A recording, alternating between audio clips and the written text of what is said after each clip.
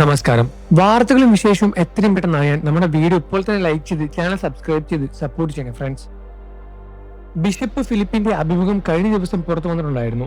കിച്ചു സുധിയെ കുറിച്ച് അദ്ദേഹം പറഞ്ഞ കാര്യങ്ങളെ കുറിച്ചെല്ലാം തന്നെ ചർച്ചകളെല്ലാം സോഷ്യൽ മീഡിയയിൽ വളരെ വലിയ രൂപത്തിൽ സംസാര വിഷയമായി മാറിയതാണ്.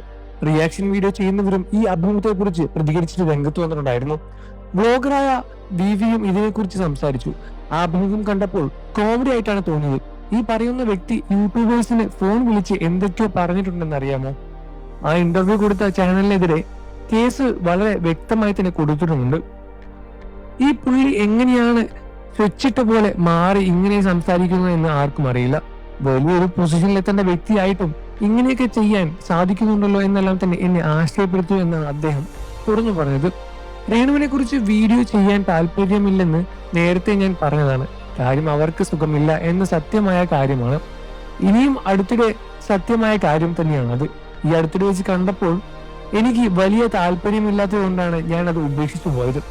അവരുടെ ഗുണമായാലും ദോഷമായാലും പറയാൻ എനിക്ക് താല്പര്യമില്ല. കിച്ചുവിനെ ഭീഷണിപ്പെടുത്തുകയാണ് അദ്ദേഹം. എനിക്ക് ഇവിടെ ഒരു മുറിയുണ്ട്, നീ വേണമെങ്കിൽ വന്ന് അവിടെ കിടന്നോ, നിങ്ങളൊക്കെ ഉണ്ടല്ലോ. നേരത്തെ പറഞ്ഞത് അങ്ങനെയാണ്. ഋതപ്പനും കിച്ചുവും കൊടുത്ത വീടാണത്, വേറെ ആർക്കും കൊടുത്ത വീടല്ല. എന്തൊക്കെയാണ് നിങ്ങൾ സംസാരിച്ചിട്ടുള്ളത്? നിങ്ങൾ പറഞ്ഞതും അച്ഛനെയും സംസാരിച്ചതുമായ കാര്യങ്ങൾ എല്ലാവരുടെയും കയ്യിലുമുണ്ട്. തങ്കച്ചൻ എന്ന പരാതി രാത്രി പോയി കിച്ചുവിനെ സ്റ്റേഷനിൽ നിന്നും ഇറക്കിയത്. അങ്ങനെ എന്തെല്ലാം പറഞ്ഞിരുന്നു. അച്ഛൻ ഇങ്ങനെ സംസാരിക്കുന്നത് കേൾക്കുമ്പോൾ മനസ്സിലാകുന്നില്ല ഒന്നും. ഒരു പുരോഹിത സ്ഥാനത്തിരിക്കുന്ന വ്യക്തിയെ പറ്റി പണിയല്ല ഇത്. ആ ഒരു രീതിയിൽ മുന്നോട്ട് പോവുക. രേണുസുതി കിച്ചു ലൂപ്പിൽ കിടന്ന് കറങ്ങുക എന്തുകൊണ്ടാണെന്ന് ഇനിയും മനസ്സിലായിട്ടില്ല.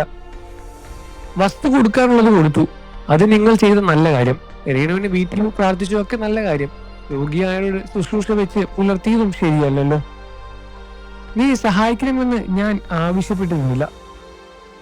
അനേകരുടെ സഹായം കൊണ്ടാണ് നീ ഈ അവസ്ഥയിലെത്തിയത്.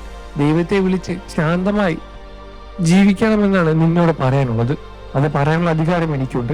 ഇത്തരത്തിൽ നീളുന്നു അച്ഛന്റെ വാക്കുകൾ. എന്തായാലും സോഷ്യൽ മീഡിയയിലെല്ലാം തന്നെ കിച്ചു സുധിയും രേണു സുധിയും തമ്മിലുള്ള ചെറിയ ചെറിയ പിണക്കങ്ങളെല്ലാം തന്നെ വലിയ രൂപത്തിൽ വാർത്തയിൽ വരുന്നുണ്ട് എന്ന കാര്യത്തിൽ സംശയമൊന്നുമില്ല.